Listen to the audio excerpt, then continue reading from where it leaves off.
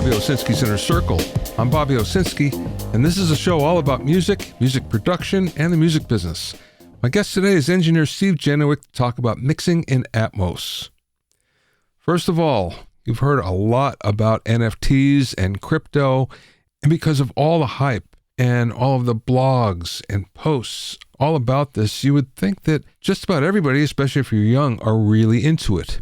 But not everyone loves NFTs. Turns out that crypto and NFTs are somewhat hot, but they're in a holding pattern. One of the reasons is that there's a very large category of people right now in the demographic sweet spot for it that really want nothing to do with it. That's gamers. Every time a game company comes out with something that has to do with crypto or NFTs, there's a big revolt from all the gamers, so the companies back off. Why? Well, gamers look at this as a ploy by developers to make more money. They want to pay just once to be able to play the game and not have to worry about any more transactions after that. But instead, they're hit with subscriptions or premium downloads or microtransactions and loot boxes and all sorts of things like that that make them pay more. And it turns out that crypto and NFTs and all those things I just mentioned don't make the game more fun. That's actually the same with music. NFTs and crypto don't make it sound any better, or easier to access, or more fun to listen to. In fact, many people just look at it, just like gamers, as another scheme to make money. On top of that, there are a lot of scammers out there who are creating music NFTs without the proper clearances. So you can buy one of these things and not have ownership because the original people that minted them didn't have ownership to begin with. This is very, very complicated copyright law that's still being written, and even artists don't really have the right to do this unless they have all parties sign off, which means all of the writers, publishers, record labels. So unless everybody signs off on it, you're not buying anything that's going to be worth anything down the road. So be careful. If you're going to invest in music NFTs and crypto as a result to buy it, just make sure that it adds something of value rather than only money.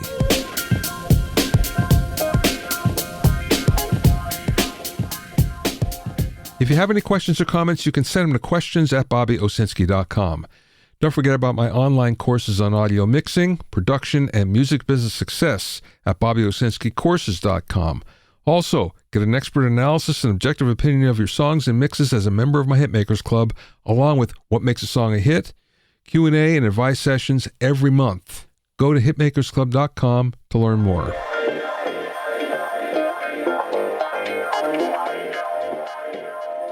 Speaking of schemes to make money, earlier this week, Kanye West came out with something called Stem Player.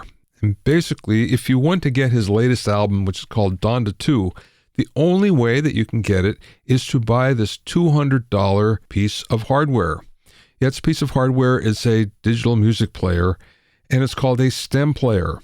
None of his new music will be available on any of the distribution platforms like Spotify or Apple Music or Tidal or anything like that. If you want it, the only way you can get it is to buy a Stem Player for $200.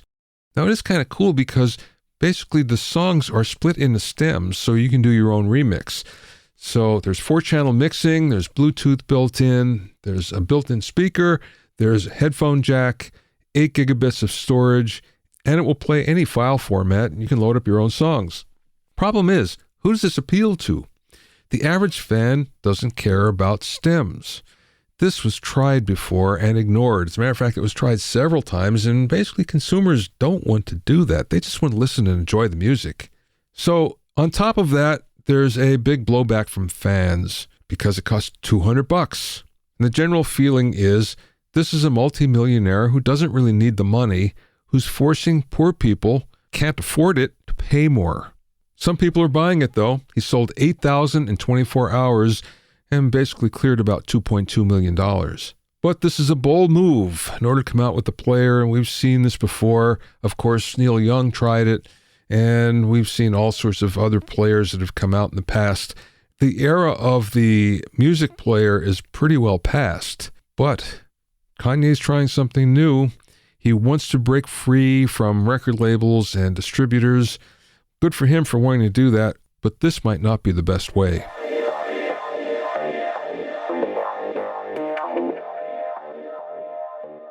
My guest this week is Steve Genewick, who's worked at Capitol Studios in Hollywood for 25 years. Steve is one of the very first mixers to get into Atmos music mixing and now has more experience than just about anyone.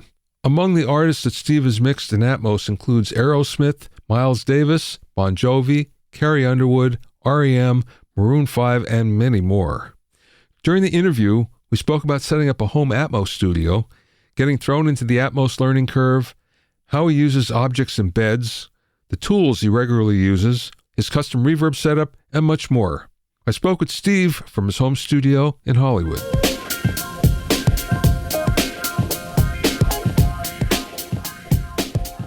Tell me about your Atmos room at home. What did you do to put it together? The Atmos room at home came about because of lockdown, really. I always had a small little studio mixing room at my house. But when lockdown happened and we realized that I had to keep working and it looked like we were going to be home for a little bit and nobody was coming over, it was actually my wife who said, we should just give you your space. Why don't you just take the living room? And we kind of moved the furniture out of the living room and pushed the piano aside. And I kind of begged, borrow, stole to all my speakers that I had, over the years. And I cobbled together originally a 7-1 setup. So I put that together and I was able to, within a week of locking down Capitol, I was up and running here, a couple speaker stands and stuff like that I had to buy. But, I had all the software and all that kind of stuff. And because I had already been mixing Atmos for a couple of years, it was a pretty easy transition. The only thing was adjusting to a new room. And luckily, I did have the ability to where before anything went out that I mixed here at my house, I always have a chance to listen to it in a real room. I shelved a bunch of stuff and then, at some point was able to go into one of our rooms at Capitol, wherever that was, and listen to stuff before it and tweak before it went out. And then I've just kind of kept, even after the building reopened and the rooms reopened, I just kind of kept working at home because it was here. And we have the space here, as kids move out and go to college, the house gets bigger. Yeah. So, funny how that works. Yeah. So I've just kind of kept working here whenever I can. And then, I go into the studio when I have recording sessions and stuff like that. But, we're open and, running at pretty much full strength down at Capitol. But, if I can commute from the back of the house to the front of the house, that's a lot easier. No kidding. It's a lot better. Yeah. What did you do for overhead speakers? So actually now I have these cheap little, they're inexpensive. We remodeled our family room and I took out the little surround speakers I had. They're just kind of these indoor-outdoor speakers and I just tossed them up on the ceiling.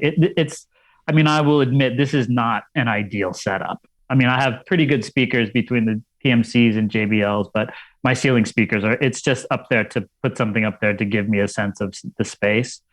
And again, pretty much everything that I do here, I take to one of the real rooms at Capitol or Lemon Tree or wherever we are and give it the once over there. But again, because I've been mixing for so many years, I kind of know what's going to happen anyway. So, I know where to push stuff in the ceiling to get it to work. And it's kind of nice hearing it, not on a big system sometimes too. I always check headphones. I'm always listening to the binaural mixes also. So that system of checks and balances, stays consistent. But I think had I not been mixing for so long before lockdown, this would have been a much more difficult transition for me. Yeah. One of the things that always comes up when I talk to people that want to get into it and are afraid, it's like, it's going to cost so much money to do this. Mm-hmm. So it's cool when you say, how you cobbled it together and it works for you. And granted, you have experience that someone starting wouldn't have, but nonetheless, the perception is this is going to cost me tens of thousands of dollars to do. It depends on how you want to go about it. If you want a really well set up and a really good room, then yeah, it's going to cost you some money. You got speakers and interfaces and all that kind of stuff. I will say, there's a lot of information, especially now floating around about what it takes to start Atmos and everything from just download the software and do it on headphones to you got to have, $1 million worth of speakers and all this other stuff. And it's probably somewhere in between and it's probably different for everybody. I don't know that you can actually do it in just headphones. Obviously, you can. It's possible, and I don't discourage people from downloading the software and starting to play with it. But I think if you've never done an Atmos mix in speakers, trying to do it in headphones is you're probably not going to end up with you might end up with something that sounds really good in the binaural, but you have no idea what it sounds like on a set of speakers. And the fact of the matter is, they're both a valid format. You can't just say, oh, well, everybody's listening to it on their iPhone, so I'm only worried about the binaural. I mean, when you deliver an ADM file for Atmos, it's going out on speakers too. So I would think that you would want to be able to hear it on speakers at least part of the way. Do you ever check on consumer speakers? I do. I actually have a Sonos system in my family room, and I can make MP4s and walk back there and drop it in my TV. I don't do it as much as I used to because I kind of know how it reacts now. At Capitol, we have a couple of consumer systems set up, and when new ones come out, we get them and try to listen to them all and see what they're going to do. They're all different. It depends on the technology and the room you're in and everything else. Like anything audio, the quality of what you're getting is going to depend on kind of the investment you make in time and hardware and everything else. So, if you're listening to music on your iPhone, it's going to sound different than if you have a really nice set of speakers in your back room, Yeah. And even in stereo. Okay. So you've been doing this for a while. So how many years would you say? I think we went back and we started in, 2017 was the first mixes we did. Okay. 5 years. When you first got into it, how long did it take you to get your arms around it? Well, I had 2 weeks because we built the room at Capitol, and they built it, obviously in hindsight, we now know Universal had a deal with Dolby and what became the Amazon deal. And we were, told to build the room, and we did. And they dropped me in the room and handed me an REM record and said, the band's coming in 2 weeks. Have fun. So, I did have help. I had people from Dolby and, to kind of help me navigate the technology. But as far as how to mix music in Atmos, I had some demo stuff that Dolby had done to kind of show off the system, but I don't know that anybody had mixed anything that was intended to be released as an album. So as far as I know, that was kind of the first one of those. And they just told me, go for it. You do what you do, figure it out. And I figured, well, I have all these speakers in all this room. And, they said, you've got full range speakers. You can put anything anywhere and, go for it. And I just decided I was going to fill the room with sound. And that's still what I try to do. You have to have, good taste. Some things work and some things don't. But, I try to use the system as aggressively as the program or the song or whatever it is will allow me to do. Some things are very aggressive, some things are not. So has your approach changed since that first album that you did? I don't know that my approach has changed. Obviously, some of the techniques have changed quite a bit, and the way I do things have changed as it's evolved, and I've figured out what works better than other things as far as, again, more techniques. And, my template is, I'm 30 or 40 versions down on my template, and new tools are constantly coming out. So the techniques have changed, but I don't know that my attitude towards what I'm doing has changed. I still want to fill the room with sound. Yeah. I still want to give I still want to create an experience that the listener is going to be engaged in. And, and I'm still mixing a song. I always have that in the back of my mind. Still mixing a record, whether it's in stereo or Atmos or mono or whatever it is. It's not about showing off how cool this system is. It's about delivering a compelling mix for the listener and the artist and everybody else. I was talking to somebody at Dolby, Carrie over at Dolby, and I need to call him today, actually. Send him my regards. And we're talking about the difference between bed tracks and object tracks, and he didn't mention you, but he just said, well, the guys over at Capitol, they tend to do everything as objects rather than beds. Yeah, that was me. Yeah, okay. So originally, I I thought I heard some technical stuff, like I thought I heard a sonic difference between the objects and the beds. What I was hearing 5 years ago is no longer sonically relevant. That stuff has all been corrected and taken care of and everything. So sonically, there's really no difference between the objects and the beds. But what I did find is that with because of the nature of what beds are more of a physical layout in your room, in the room you're in, whereas objects just are a place in the room. So I feel like I can control the mix going out into the world a bit better if I use more objects than if I use the bed. And kind of what tipped me off to it and got me really thinking about it is there was a mix that was done at a different facility. It was a 714 facility, meaning their bed was 4 speakers up top. And in Studio C at Capitol, that was at the time was a 712 bed. So even though we had 6 speakers over the top of us in the room, the bed was just the center 2 speakers. So this mixer did a mix in another facility and brought it to Capitol. And, he had put stuff in the ceiling that spread across the ceiling very nicely. And when he played it back at Capitol, it came out of the 2 speakers right over our heads, and obviously you've been in this room. It's a pretty big room. It's a fairly long room, which is why we have so many speakers going deep. But it really changed the way his mix played back because everything was just coming out of those 2 speakers. And that's when I was kind of like, okay, now that really solidified in my head, like the difference between the bed and objects. Had those been objects, they would have come out of the appropriate place in the room as best you can do that. So really, I think you can be pretty safe that left, center, right is going to be in the front and left and right rear are going to be in the rears. Everything in between there is kind of a crapshoot as to what playback system you're on. And you would hope that they would be correct, but you never know. The system was built for movie theaters, and movie theaters are built by people who know how to build movie theaters. Yeah.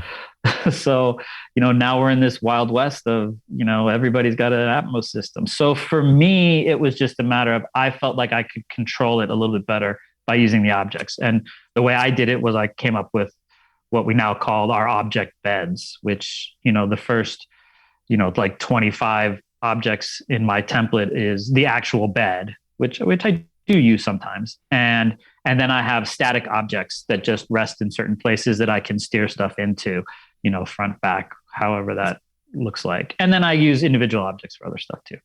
When you hear your mix played back or some of your mixes played back, do they translate the way you expect? For the most part, yeah. When it folds down? Folding down can be a different thing. It depends on how far you fold it down. Oh, yeah. Because when it folds down to like all the way to stereo, sometimes you can get some interesting things. If I know a mix is going to be in a fold down environment, I may pay a little more attention to the fold downs. Going from like an Atmos to a 7.1 or a 5.1, the mixes translate really well. It's when you start dumping everything into stereo. But for the most part, almost everything I've done and a lot of the Dolby Atmos music that we're putting out, on Apple, Amazon, whatever it is, none of that is ever intended to be folded down to stereo.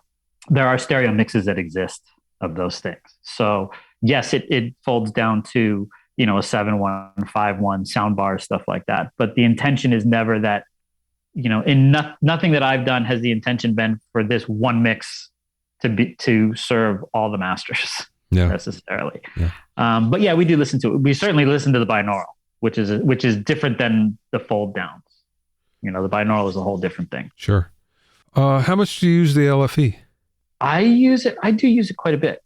I use it, and it's the same as we used it when we were doing 5.1 mixes back in the day. I use it as an extension of the bottom end.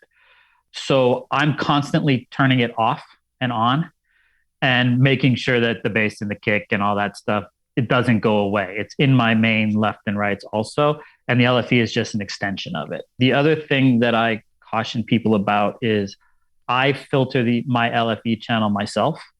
So for instance, in Pro Tools, if you pull up a 7/1 track in Pro Tools, you'll have a little fader at the top that says LFE that feeds into it. Well, that's feeding full range into the LFE.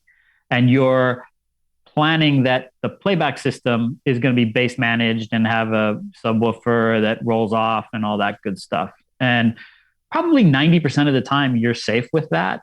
But we found, especially when we were working with companies and helping them to develop like some of these smart speakers, that a lot of times they had different ideas about how they were going to treat the LFE. So some of them were just taking the LFE away and not using it, in which case, if you were leaning on that LFE, all your bottom end would go away. Some of them just took it and rolled it in, which meant that if you had a kick drum in your LFE, but you were using it just as a little weight, well, suddenly you just added, 8 dB of kick drum to your mix. Yeah. So everything I do, and this is, I was doing this before Atmos when I was doing 5/1 and 7/1 and film mixes and stuff like that. Everything that I do gets sent through an aux to an aux channel in Pro Tools, and I filter it myself. So I filter it like, I think 150 with a roll off. So everything in my LFE channel is filtered by me so that I never run into that problem. Yeah. Yeah. When you're doing an Atmos mix and you're listening to the stereo may be really heavily compressed, heavily mastered. And then here you are in Atmos and you have all this room and you don't have to really lean on that stuff as much. So how do you approach that? It really depends on the song and the project. If it's a pop record that really the sonics and the character of the stereo mix is really built into that bus processing, whether it was in the mix stage or in the mastering stage, then I do my best to match it. Whether it's, I'm usually doing that in the mixing stage. So I might be just compressing everything a little bit more. I do have ways to do some bus compression. I can send stuff out to a mono aux and use that as a side chain, it doesn't do exactly what a bus compressor does. In Atmos, it's a little bit different because, it doesn't quite have that glue effect that we like in stereo, but it will get you the sonic characteristics of a pop mix. So I will pay attention to the original mix. And if it's based around that bus processing or that mastering, then I will do my best to match it. The advantage I have is I'm referencing the mastered mix. So I just have to make my mix sound as close to that as possible. I don't have to worry what's going to happen later down the line. If I'm doing a full album, there is usually an assembly process where I can do a little bit more of that kind of mastering if I need to, a little bit more processing if I need to add some EQ, to one song or something like that. I do that kind of mastering process myself. But the advantage is I have the original mix. So that's my, I'm just chasing that. And then depending on who it is, if I have a relationship with the artist or the producer, or I've talked to them, sometimes it's, don't worry about that bus compression, just make it sound great, Yeah. And it depends on who it is. It's certainly a lot more fun when I have those kind of advantages to where either I was the best is when I'm the original mixer. Yeah. When I get to do the stereo mix and I get to do the Atmos mix, that's really the best. Yeah, sure. Sure. But that doesn't happen all that often these days. It's happening more and more, which is fun. How much do your Atmos mixes get sent out for mastering? Never. Okay. I take care of it all myself. I don't think that anything I've done has gone to any. I may have had another person come in and just put another set of ears on it, but just as a casual listen. So everything that we do, especially everything for Universal, goes through an approval process. Whether it's the artist or the producer or A&R, whoever the team has deemed is going to be the approval person. So everything gets approved, but very rarely, if ever, has anything ever gone out to a mastering. I just do it myself as part of the mixing process. I was talking to Michael Romanowski, who's been doing a lot of Atmos mastering, and he was saying that he's getting requests to boost the level and, do all the things that we thought we'd kind of get around here with Atmos. Yeah. But he's being asked to do all that again. Yeah. I mean, you can only boost it so far because of the requirements for delivery. It's always going to be, we can't deliver mixes as loud as the stereo ones. I mean, sometimes it's 8, 10 dB. You're dropping the reference, what we call the reference mix that we're trying to match. We're dropping it 8, 10, 12 dB routinely. You can get a parent level out of stuff, but you can't get more than -18. That's kind of the line in the sand. But yeah, it was going to happen. And we're dealing with it too. I mean, I will say that I use a lot more of this, bus compression in quotes that I do. I do a lot more of it now than I did 3 or 4 years ago when I didn't have to, when I wasn't chasing stuff and, when it was, when I didn't know where this was going to end up. Yeah. Kind of. And again, it depends on the music. It all depends on the music. If I don't have to use it, I don't. How about tools? The tools have gotten better, plugins and everything now that you didn't have before. What are ones that you tend to use? I mean, the biggest thing is some of the reverbs now. Obviously, there's stuff like Cinematic Rooms and the Michael Carnes, exponential audio reverbs. Liquid Sonics, who does Cinematic Rooms, also does the illustrious plate. So that kind of stuff the reverbs have been really the big thing that's made, that has come along the quickest, I will say. I mean, I do know that other people are working on other stuff, but some of that other stuff is a little bit harder to implement in Atmos. But the reverbs are the big thing. I still use probably half and half, whether I'm using the reverb scheme that I came up with pre-delays and stuff like that, and these dedicated, surround immersive reverbs. A lot of them are really good. That's the nice part, is that the companies that are making them have not made, junk. They're really good reverbs. So, I mean, Cinematic Rooms I use in stereo when I'm doing stereo mixes too. So it's just a really great reverb. And again, there's more tools coming. They're like anything. They're going to be coming fast and furious now. And some are going to be good and some are going to be bad. And, you use the ones you use and you don't use the other one. Isn't the Fab Filter stuff all multi-channel as well? It may be. But again, it might be multi-channel, but I don't know how. The problem with multi-channel, especially in Pro Tools, is you can only go to 712 because that's the widest channel there is in Pro Tools. Hopefully that will change. I have no information about whether it will or not, but I would hope that somebody would, that they would start going to 714, 914, stuff like that, so that we can expand this out a little bit more. I think that would help everybody, the post guys and the music mixers. So you mentioned the reverbs. Is there anything else that you tend to use a lot? I use the Dolby Panner quite a bit. They now have it, we can program stuff into the Dolby Panner, especially for like stuff I want to constantly move or, an effect, because you can do the step sequencing in that. There's some idiosyncrasies to it, but once you kind of wrap your head around it, it can be a quick way to do auto panning and stuff like that. There's a delay plugin called Slapper that I use quite a bit. I can, steer delays around the room, but that's pretty much it. Other than that, it's, I'm dealing with a lot of stereo stems a lot of the time, so I'm taking stereo stems and just moving them around the room. I have ways to get, stereo stuff to sometimes appear bigger, the equivalent of widening in stereo. I can widen in Atmos through pre-delays and a little bit of movement here and there and stuff like that. So I have some stuff like that I've come up with, but that's, kind of hit and miss, just techniques here and there that we use. You mentioned pre-delays on reverbs and something that you came up with. Is that using stereo reverbs and having a way to make it? Exactly. So what it basically is, and again, I've talked about it a few other places, but it's basically, so each reverb that I have, let me see, I think it's 9 instantiations. So if I have, again, when I started this, there weren't really immersive reverbs and I needed a plate and a chamber and a large hall and, all the stuff that I was using in stereo, I wanted in Atmos.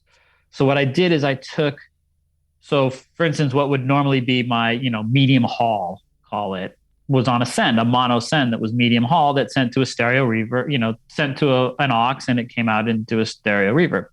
So I just took that stereo reverb and I duplicated it a bunch of times. And then I sent one to the front and then one to the side front and then the side and the back and a couple over the top. So it basically took that reverb and spread it out. And then using it, playing around with it, I realized I had one big, giant, huge mono reverb. Basically what it was. Yeah. So what I did is I came up with a pre-delay scheme, and rather than doing it in the plugin, I just added a delay plugin in front of my reverb so that it kind of spills into the room. So it's very short pre-delays from nothing in the front to, just a few milliseconds. I actually timed mine to the tempo.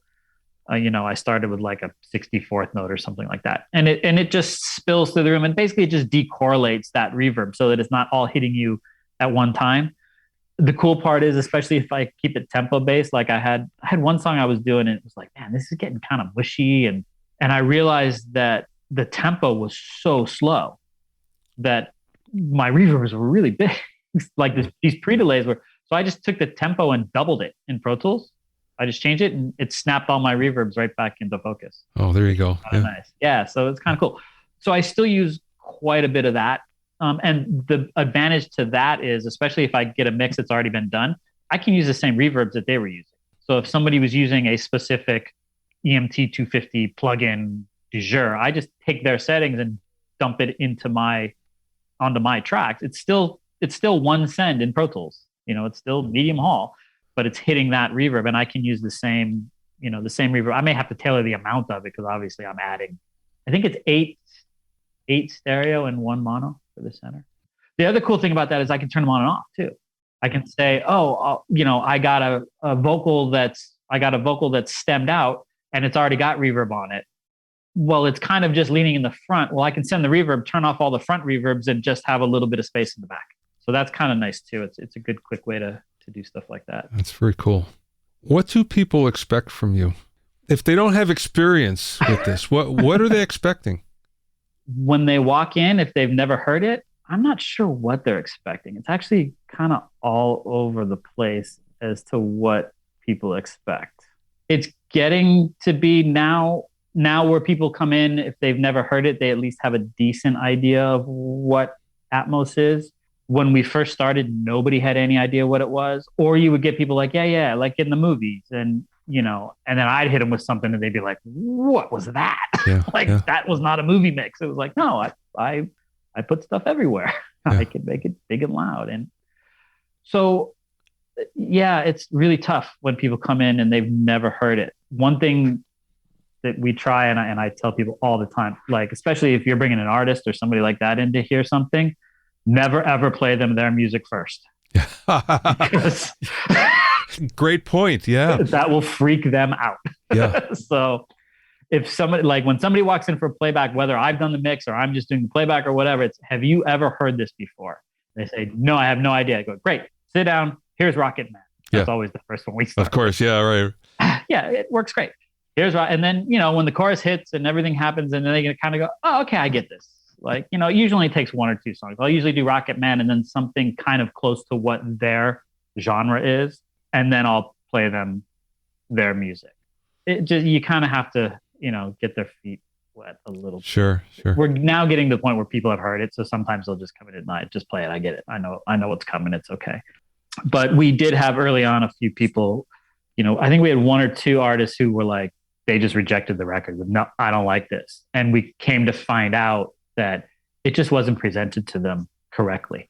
Whoever was doing the playback, unfortunately, we can't control all the playbacks at Capitol because sometimes they're playing in New York or London or wherever it is. We have to chase artists around the world sometimes and find a room for them to listen in.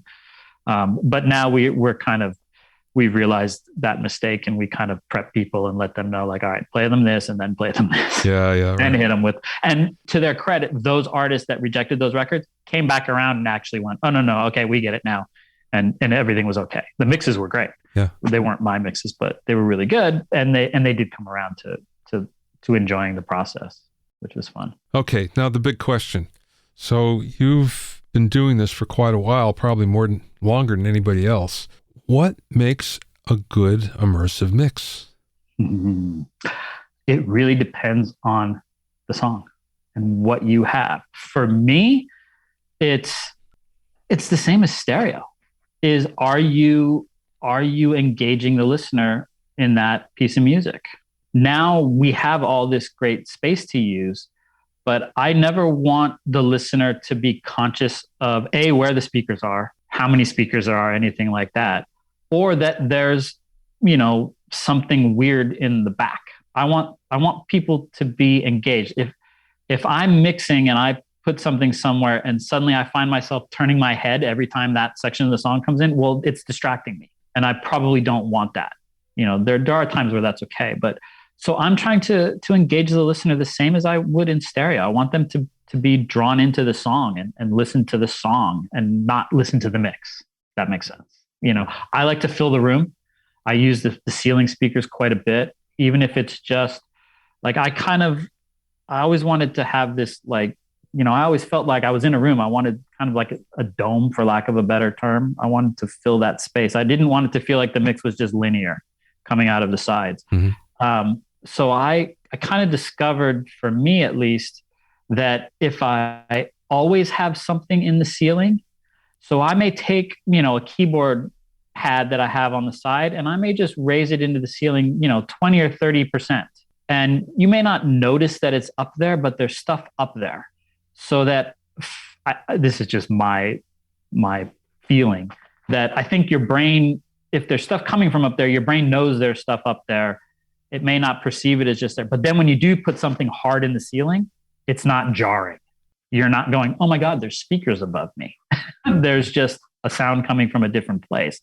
But since there's been sound coming from all over the place anyways, it doesn't jar your brain into pulling you out of the music and all that. So if you look at my mixes, I actually have quite a bit of stuff going on in the ceiling, whether it's, it could be a reverb return. It could just be, a pad that I've lifted up, stuff like that. And then once in a while, you'll get a guitar that'll just hit you right from the top, Sometimes pulling people out in that little, like, ooh, what was that over there? That's kind of cool.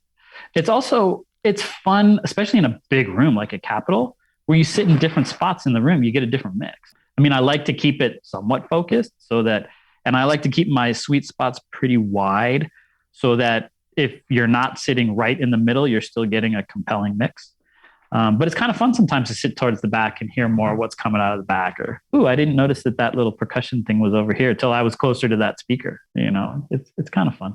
You can find out more about Steve at stevegenewick.com. That's Steve, S-T-E-V-E, Genewick, G-E-N-E-W-I-C-K, stevegenewick.com. Thanks for listening and being in my inner circle. Remember, if you have any questions or comments, you can send them to questions@bobbyowsinski.com. To listen to the episodes of Bobby Owsinski's Inner Circle, go to bobbyowsinski.com and select the podcast tab, or go to bobbyoinnercircle.com, where you can find an Apple Podcasts, Amazon Music, Stitcher, Mixcloud, Google Podcasts, Spotify, Deezer, TuneIn Radio, Radio Public, and Podbean. At bobbyowsinski.com and bobbyoinnercircle.com, you'll also find a sign-up form for my newsletter and for alerts for new podcasts. This is Bobby Owsinski. I will see you next time.